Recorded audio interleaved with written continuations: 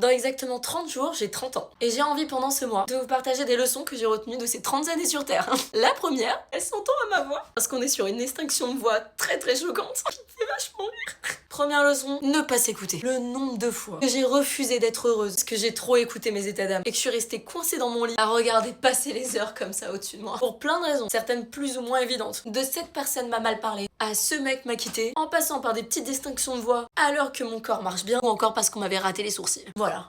Alors bien sûr, parfois on a besoin de se reposer, et ça c'est normal et ça fait du bien. Mais la vérité, c'est que le meilleur conseil qu'on m'a donné sur ça, c'est ma grand-mère, qui m'a dit que le matin on se réveillait avec une bulle autour de nous. Donc voilà, vous vous imaginez avec votre bulle. Au réveil, la bulle, elle est vide. Et toutes les interactions que vous allez avoir, les pensées, les musiques que vous allez écouter, les choses que vous allez regarder, elles vont remplir votre bulle au fur et à mesure de la journée. Donc comprenez bien que quand vous vous réveillez avec le portable dans la main à scroller en regardant des tonnes de choses, votre bulle déjà, elle est moitié remplie à 8h30. Cette bulle, bien sûr, elle peut se remplir de choses que vous ne contrôlez pas. Vous ne contrôlez pas que le métro soit coincé, vous ne contrôlez pas qu'une personne vous manque de respect, mais vous contrôlez la taille et l'importance que ces événements vont avoir dans votre bulle. Et ça, c'est hyper important. C'est même le seul point qu'il faut retenir. Dès le matin, vous vous remplissez de choses positives. Vous mettez une musique sympa, vous appelez un pote, vous appelez votre famille si ça se passe bien. Vous faites des choses qui vous font plaisir. Comme ça, votre bulle, elle est déjà assez forte pour affronter les choses que vous ne contrôlez pas. Je vous dis ça alors que ce matin, ma bulle, elle était remplie de façon un peu négative. Hier soir, en me couchant, j'avais plein d'ambitions pour aujourd'hui. Et au réveil, j'entends ça.